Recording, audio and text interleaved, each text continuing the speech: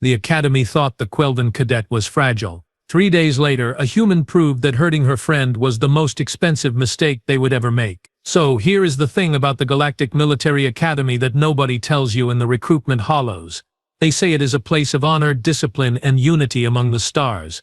What they do not mention is that it is also a place where ancient prejudices wear uniforms and call themselves tradition. My name is Krell and I am a documentation specialist for the Academy, which is a fancy way of saying I watch things happen, write them down, and try not to get killed in the process.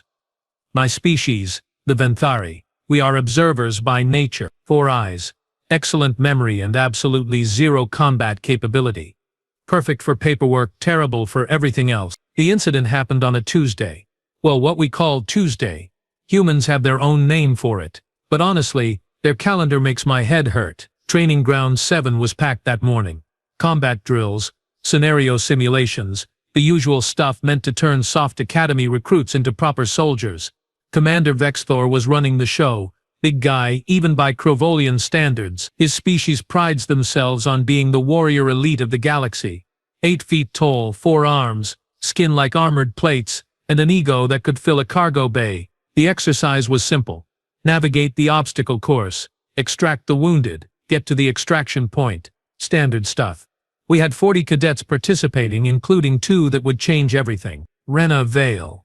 Human, female. 5'6" of pure Deathworld insanity wrapped in a regulation uniform. She had been at the Academy for 6 months, and in that time she had broken 11 training records, hospitalized 3 sparring partners, and somehow befriended the least likely person in the entire facility. Pete. Yes, that is actually his name. He is a Quelven, which is a species that looks like someone combined a teddy bear with a butterfly and then gave it anxiety. They are from a garden world, so peaceful that their greatest historical conflict was called the disagreement of soft words. Pape stood, maybe 3 feet tall, had fur that shifted colors with his emotions, and possessed all the combat instinct of a particularly gentle houseplant. Why was he, even in the military academy? Scholarship program. His people wanted representation. Poor little guy. Rena had adopted him on day 1. Not in a patronizing way, mind you. She genuinely liked him. They studied together, ate together, and she had personally threatened 5 different cadets who made fun of his size. Those threats were delivered quietly, calmly, and with the kind of smile that made you check your life insurance policy. The exercise started fine.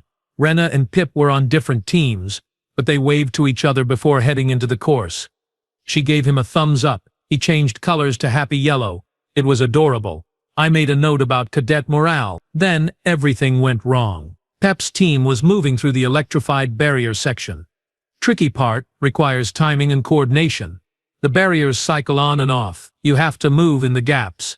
Standard procedure is to go one at a time with a spotter calling the rhythm. Except Sergeant Draxnor, Vexthor's favorite little toady, decided standard procedure was boring. He cranked up the cycle speed. Just turned the dial. No warning, no authorization. I saw him do it. I was standing right there with my datapad, watching, and I saw his smug face as he made the course 3 times harder than regulation allowed. Pipe did not stand a chance. The barrier caught him mid-jump. 50,000 volts designed to stun a full-grown Krovolian hit a creature that weighed maybe 60 pounds. The sound was horrible, like meat hitting a griddle, mixed with a scream that no creature that gentle should ever have to make. He flew backward, smoking, convulsing, and collapsed in a heap. Everything stopped. Everyone stared. Except Rena. She was across the training ground 100 meters away, but I swear on my ancestors I saw her head snap around the instant it happened. Her face went blank, not angry, not shocked, just nothing. Empty. She dropped her practice rifle, turned and started walking toward the obstacle course. Not running. Walking. Slow, steady, purposeful. Draxmore was laughing. Actually laughing, saying something about how the little furball should have moved faster, how this was a military academy, not a petting zoo. Rena kept walking. Medics rushed to Pip. His fur was charred black in places, still sparking with residual current. They loaded him on a stretcher, rushing him toward the medical facility. Rena stopped walking. She stood there 20 meters from Draxmore, watching them take her friend away. Then she looked at the sergeant. Really looked at him. I have seen a lot of expressions in my time at the academy. rage, fear, determination, joy. But I had never seen what was on Rena Vale's face in that moment. It was calculation. Cold. Mathematical. Like she was measuring him for a coffin and doing the math in her head. Draxnor noticed her staring. He puffed up his chest, grinned with too many teeth, and flexed his upper arms. Rena said nothing. She just turned and walked away. That silence was worse than any threat. Trust me on this. I have 4 eyes, and all of them were screaming danger signals. Commander Vexthor dismissed the incident. Equipment malfunction, he called it. These things happen in training. It builds character. The little Quilven would be fine. Probably. But I kept watching Rena. She went to her quarters calm as still water, and that is when I knew someone was going to die. Or at least wish they had. The official incident report took Commander Vexthor approximately 4 minutes to file. I know because I was required to witness it. 4 minutes to dismiss the near death of a cadet as a training mishap. Equipment sensitivity error, he called it. Recommended that Quilven physiology be noted as incompatible with standard voltage parameters going forward. No mention of Draxnor touching the controls. No mention of unauthorized difficulty adjustment. Nothing. I filed my own report, naturally. 3 copies. All were flagged as pending review, which is Academy speak for we are putting this in a drawer and forgetting it exists. The Academy brass did not care. Pip was alive, technically. His species had decent regenerative capability for electrical burns. He would recover. Move along, nothing to see here. Maintain discipline and order. They were idiots. I went to the medical bay that evening. Professional obligation, you understand. Documentation specialist duties and all that. Definitely not because I wanted to see what would happen when Rena showed up. Who am I kidding? I absolutely wanted to see what would happen. Pep was in Tank 3, suspended in regenerative gel. The medical staff had him stabilized, but he looked rough. His fur was patchy, burned away in several places. His colors were stuck in this dull gray that Quilven only show when they are in serious pain. He was conscious, barely, and his little hands kept twitching. Rena arrived at 2000 hours. Exact. She had showered, changed into fresh fatigues. Her hair was pulled back tight, still damp. Her face was clean, composed, calm. She carried a small bag with her. She nodded to the medical officer on duty, a Hentarai named Nurse Silvek. Silvek is good people. 7 tentacles, 3 hearts, and actually gives a damn about patients. Rare quality in military medicine. Silvek let Rena through without question. I positioned myself near the observation window. 4 eyes have advantages. I could watch Rena and monitor the hallways simultaneously. Rena pulled up a chair next to Pip's tank. She sat down, placed her bag on her lap, and just looked at him for a long moment. Then she started talking. Quietly. I could not hear the words through the glass, but I could see her lips moving. She was telling him something. Maybe a story, maybe a promise. Her expression never changed. Still calm, still controlled. Here is what you need to understand about humans. Most species, when they are angry, they show it immediately. Krovolians roar and smash things. Venthuri, like me, turn purple and vibrate. Henturi release stress pheromones. You know where you stand. Humans? Humans go quiet. The madder they get, the calmer they appear. It is a survival mechanism from their Deathworld. Predator behavior. They assess, plan, and then strike when you least expect it. Emotional suppression as a tactical advantage. Rena sat with Pip for 2 hours. She reached into her bag and pulled out a small data pad. She read to him. I later found out it was a book from Earth. Something about rabbits. Pip's colors shifted slightly toward pale blue. Comfort. When she finally stood to leave, she placed one hand on the tank, flat palm against the glass. Pip managed to raise one small paw and press it to the same spot from inside. She leaned close and said something. One sentence. I am decent at reading lips. I will fix this. Then she left. Same calm walk, same blank expression. She nodded to Nurse Silvek on the way out. I followed her. At a distance, of course, self-preservation instincts. She went back to her quarters. Lights on for approximately 30 minutes, then off. But here is the thing. Her roommate, a Vixilian named Tora, she left the room 20 minutes after lights out. I caught her in the corridor. Asked where she was going. Rena told me to leave, Tora said. Very politely, very calmly. Said she needed the room to herself tonight. said it would be safer. Safer. That word spread through the academy like radiation. By morning everyone knew. The human girl's friend got hurt. The human girl went quiet. Command did nothing. Species that had been in the galaxy longer than humans had records started getting nervous. The Krovolians, who feared nothing, suddenly remembered that humanity's homeworld had killed 90% of everything that ever lived on it. Multiple times.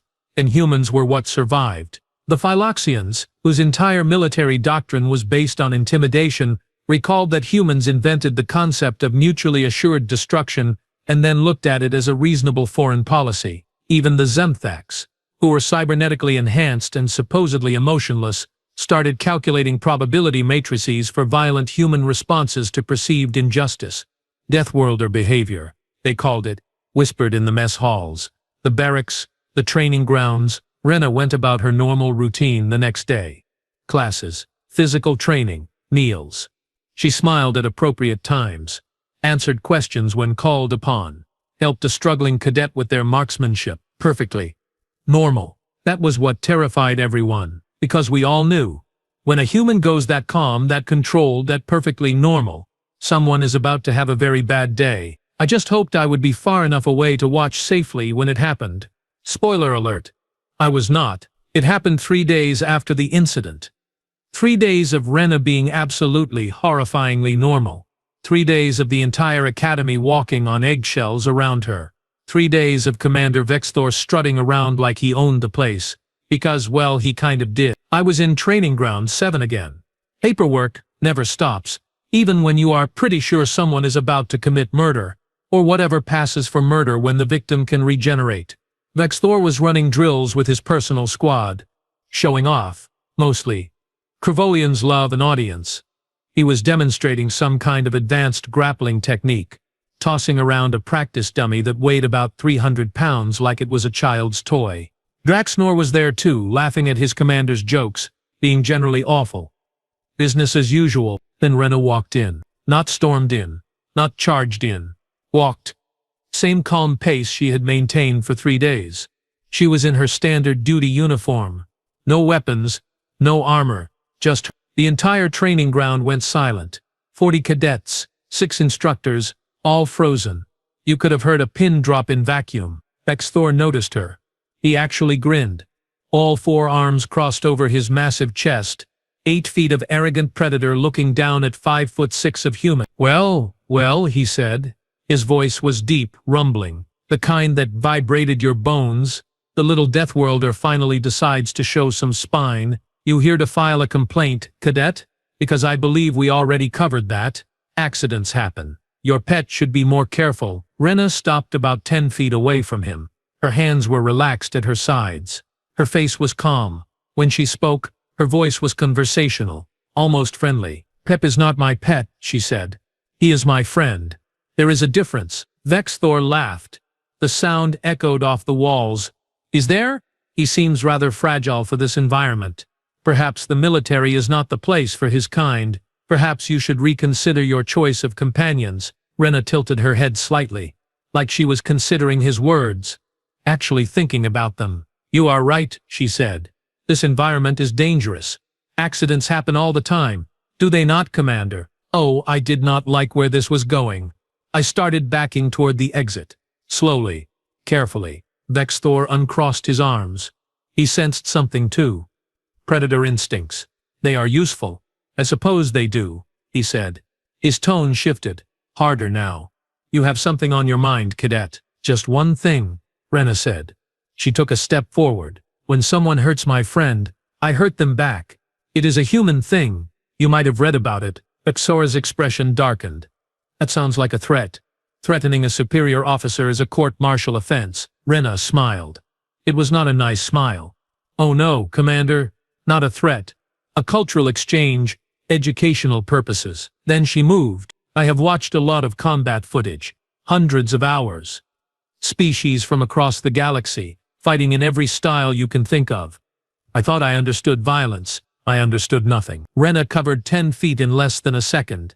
Vexthor was fast for his size, got 2 arms up to block, but she was not where he expected.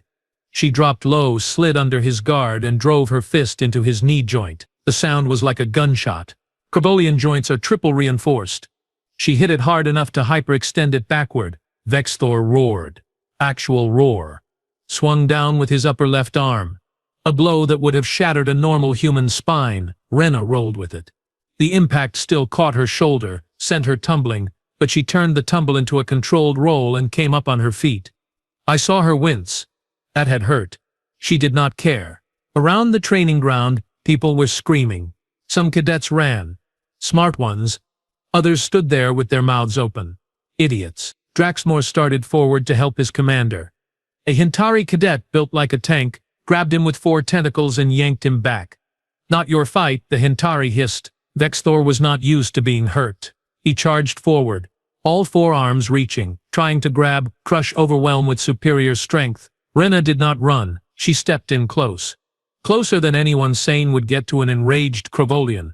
She ducked under his upper arms, blocked his lower left with her forearm, and drove her palm into his throat. Not hard enough to kill, hard enough to make him gag, choke, stumble. She grabbed his lower right arm, the one he used least, relied on least, planted her foot against his hip for leverage, and pulled. No. Wait. That is not accurate. She wrenched, twisted, used her entire body, her legs, her core, her back. Humans are built for persistence hunting, for endurance, for applying force over time. Crevolians can regenerate. Everyone knows this. They are proud of it. Limbs grow back in a few months. It is a combat advantage, but it still has to come off first. The sound was worse than anything I have ever heard.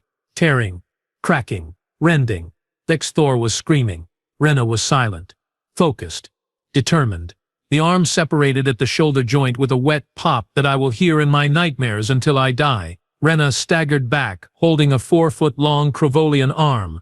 Blue blood was pouring from the shoulder socket. Vexthor collapsed to one knee, 3 remaining arms clutching at the wound, howling in pain and rage and disbelief. Rena stood there, breathing hard, sweating.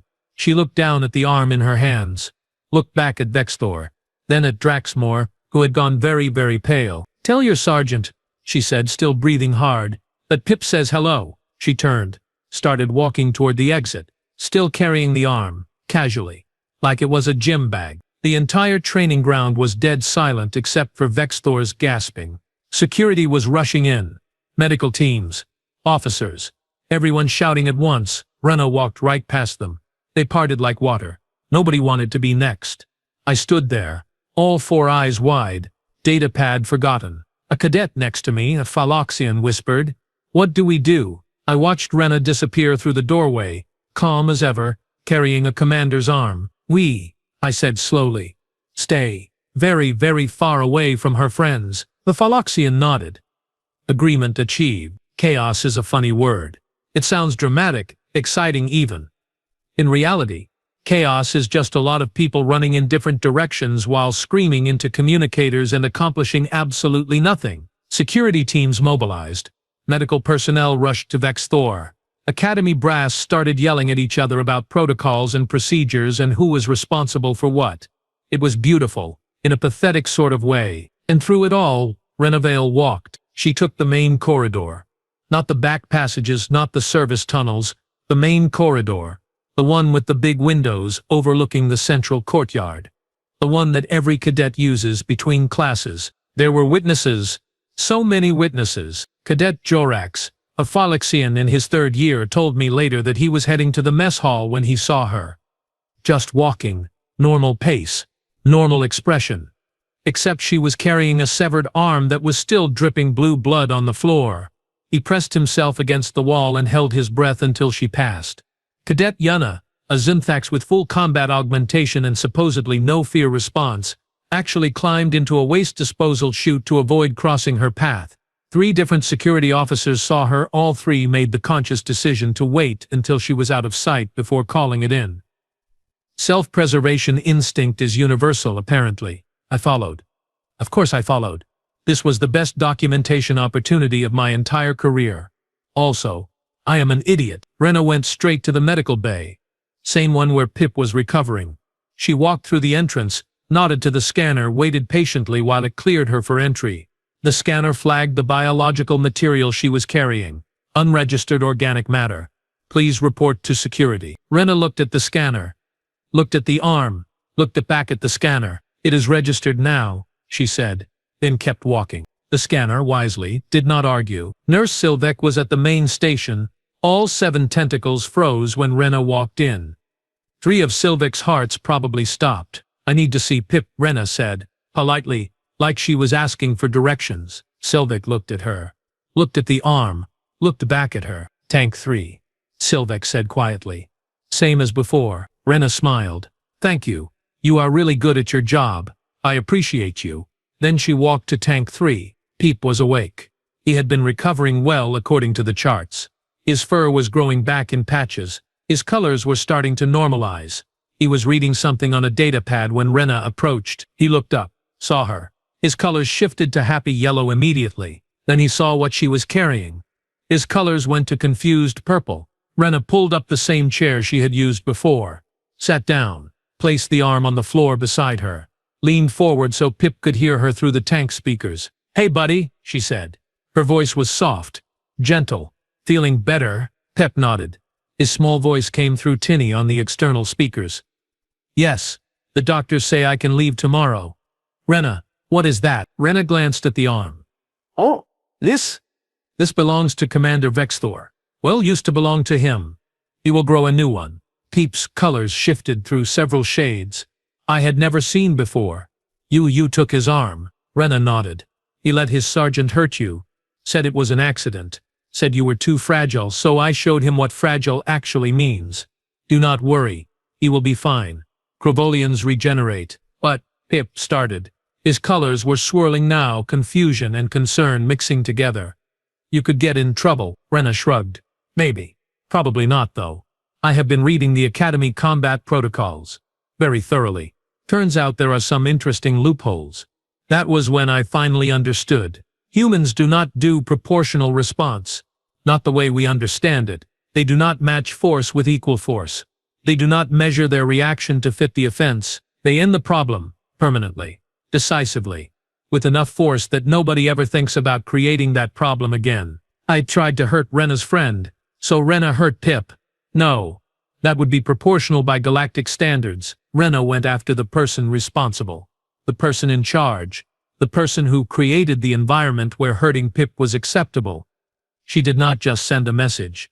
She carved it into Krovolian flesh and made sure everyone in the academy could read it. You hurt my friend. I hurt you worse. Simple. Direct. Human. The officials arrived about 10 minutes later. Admiral Thornix herself, the academy commandant, a Valorian with 40 years of military service and exactly 0 patience for nonsense. She walked into the medical bay with 6 security officers, saw Rena sitting calmly by Pip's tank, saw the arm on the floor. Cadet Vale, the Admiral said. Her voice could cut steel. You are aware that you just assaulted a superior officer. Rena stood. Came to attention. Perfect military posture. Yes, Admiral. You ripped off his arm. Yes, Admiral. His lower right arm specifically. He has 3 others, plus regeneration. He will be fine in a few months. The Admiral stared at her. You understand this is a serious offense. Rena's expression did not change. I do, Admiral. I also understand that unauthorized modification of training equipment resulting in cadet injury is a serious offense, as is failure to report said injury accurately, as is creating a hostile environment for non-combatant species enrolled under diplomatic scholarship programs. The room went very quiet. I filed my reports, Rena continued. 3 days ago, all flagged as pending review. No action was taken, so I took action myself. Academy Regulation 7-4-2, subsection B. Cadets are authorized to use reasonable force to defend themselves or other cadets from immediate or ongoing threat. That regulation is for self-defense during active combat, the Admiral said. Rena nodded. Yes, Admiral. And Pip was nearly killed during a training exercise that was deliberately sabotaged. I assessed that the threat was ongoing given Command's refusal to address the incident. I neutralized the threat. No permanent damage inflicted. Proportional response achieved. The legal team is going to have a field day with this, the Admiral muttered. Probably Rena agreed. But they will also have to review Sergeant Draxnor's actions and Commander Vexthor's negligence. and the Academy's failure to protect a diplomatic scholarship recipient. She paused. I imagine the Quilven home government will be very interested in those reviews. The Admiral's expression could have melted hull plating. You planned this. I read the regulations, Rena said simply. I followed them. Sir, checkmate. The Academy could not punish her without opening themselves up to massive diplomatic incidents. Could not charge her without charging Vexthor and Draxmore. Could not dismiss the incident without admitting their own failures. Rena had not just ripped off an arm. She had ripped apart their entire chain of command. The Admiral looked at Rena for a long moment. Then at Pip, then at the arm on the floor. You are confined to quarters pending investigation, she finally said. Dismissed. Rena saluted. Yes, Admiral. She turned to Pip. See you tomorrow, buddy. Then she walked out. Calm, collected, victorious. I stood there updating my files, processing what I had just witnessed. Proportional response.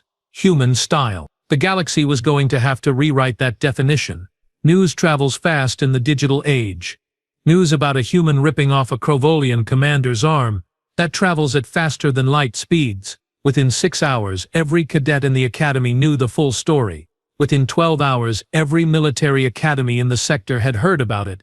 Within 24 hours, it was on the galactic nets. The headline from the Philoxian News Network read, Deathworld Cadet dismembers superior officer, legal experts baffled. The Hintari Information Collective went with human demonstrates pack bonding behavior. Experts recommend caution. My personal favorite was from the Zintax data stream. Probability matrices for human friendship now classified as dangerous. Update your threat assessments immediately. The forums exploded. Everyone had an opinion.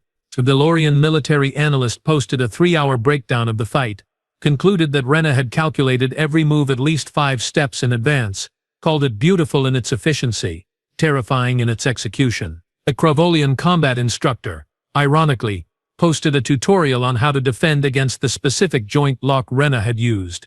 Title: If a human grabs your arm like this, it is already too late. The philosophy departments at 6 different universities started debates about human concepts of justice versus galactic standards of proportional response. Those debates are still ongoing, probably will be for decades. But the really interesting reactions? Those came from inside the Academy. The Crovolians, bless their warrior hearts, did not react the way anyone expected. Vexthor was in medical for a week. Regeneration is fast, but it is not comfortable. He had plenty of time to think. Plenty of time to receive visitors. Turns out, the Crovolian military culture has some nuances the rest of us missed.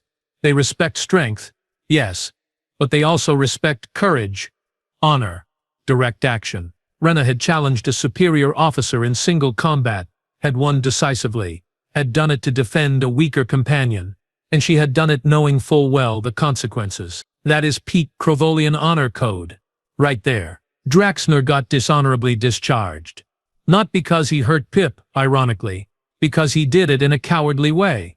Modified equipment instead of facing an opponent directly. Vexthor himself filed the charges. Said Draxner had brought shame to their people. When Vexthor finally left medical, arm fully regenerated, he went straight to the training grounds. Found Rena running drills. He approached. She stopped. Went to attention. The entire training ground went silent. Again, we were getting used to that. Vexthor looked at her for a long moment. Then he did something nobody expected. He bowed. Full formal Crovolian bow. All forearms crossed over his chest, head lowered. You have honor, small warrior, he said. His voice carried across the field. I failed in my duty. You corrected my failure. This is the way of warriors. Rena blinked, probably the most surprised I had ever seen her. Thank you, Commander. Vexthor straightened. My people have a saying. The strongest blade is tempered in the hottest fire. You are strong. Your friend is fortunate to have you. Then he turned and walked away. Just like that, Rena went from potential court-martial to Crovolian folk hero. The warrior cadets started treating her with genuine respect. A few even asked her to train with them. She said yes. Of course she did. Pip recovered fully. Left medical after 8 days with a clean bill of health. His fur grew back shinier than before. Something about the regenerative gel improving follicle structure. He was thrilled. The first thing he did was find Rena, threw his little arms around her waist, hugged her tight. Thank you, he said. His colors were brilliant yellow. Happy. Safe. You did not have to do that. Rena hugged him back. Yes, I did. You are my friend. That is what friends do. Their bond became something of a legend itself. The human and the Quilvan. The warrior and the pacifist. Everywhere Rena went, Pip was nearby. Everywhere Pip went, people knew better than to mess with him. The Academy made changes. Quietly.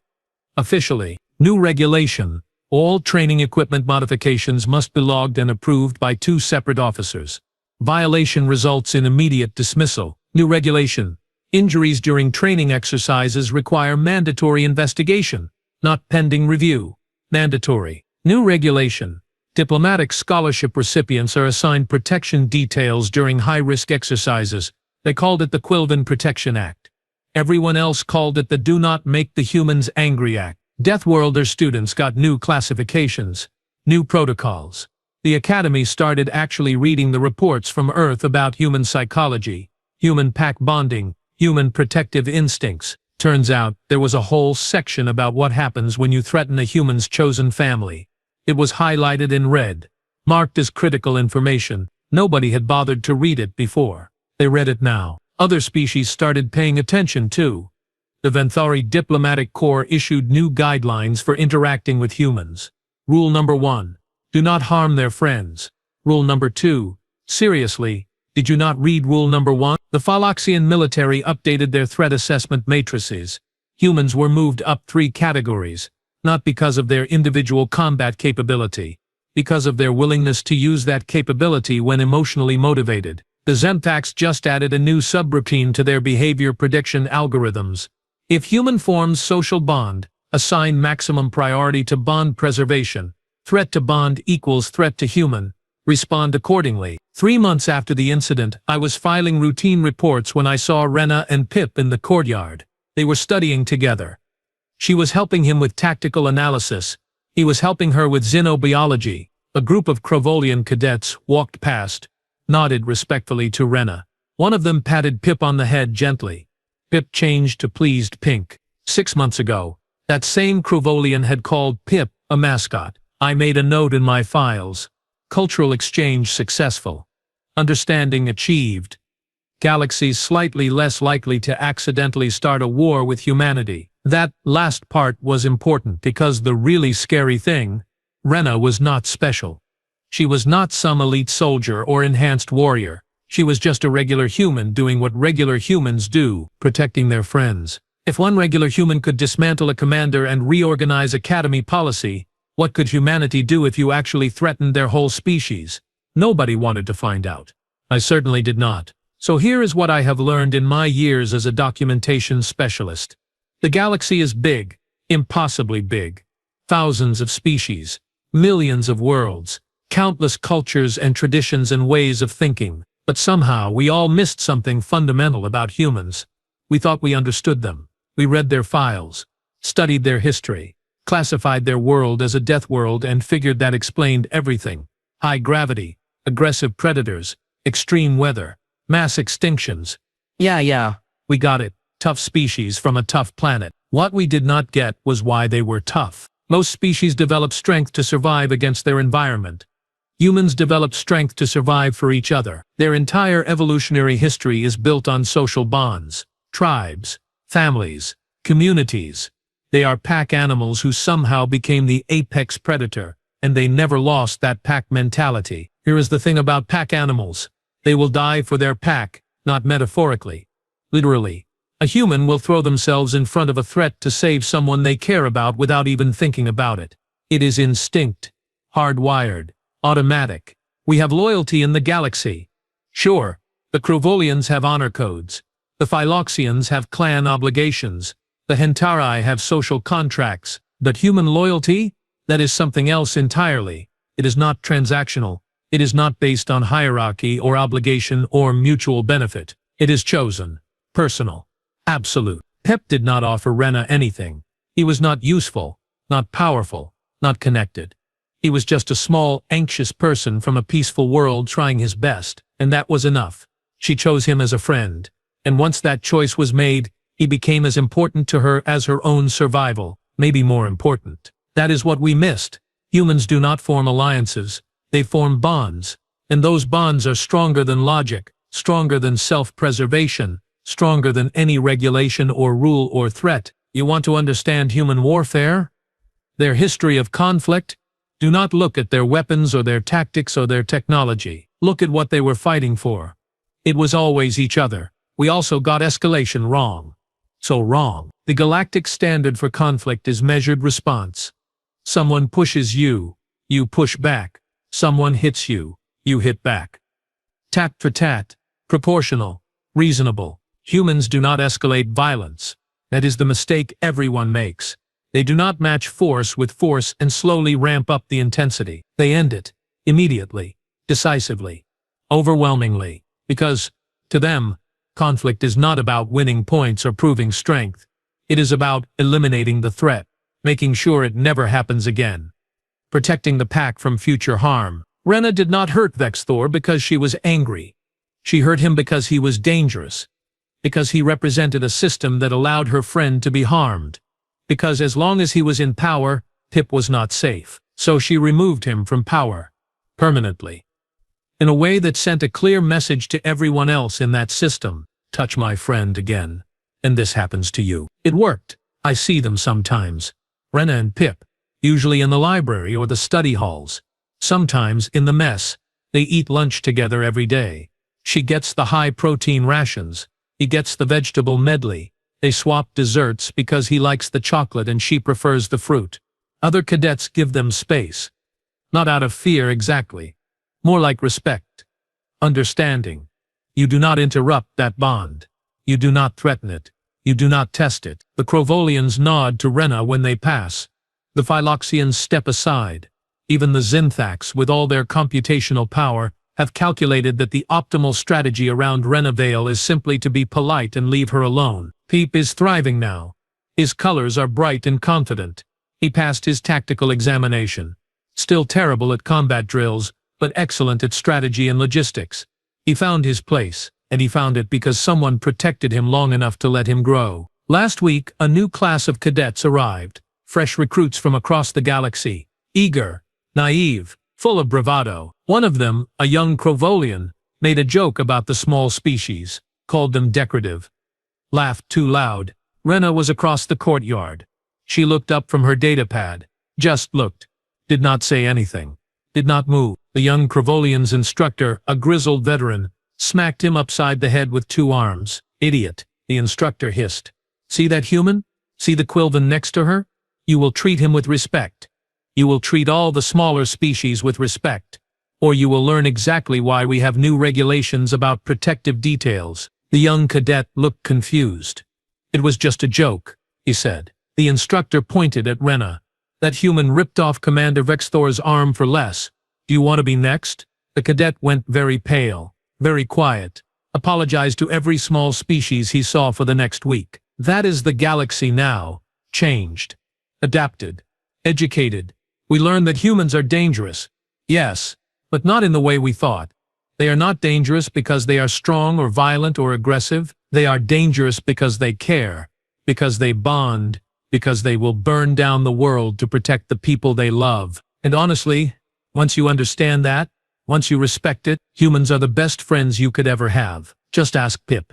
He figured it out first. The rest of us are still catching up. End of file. Report submitted.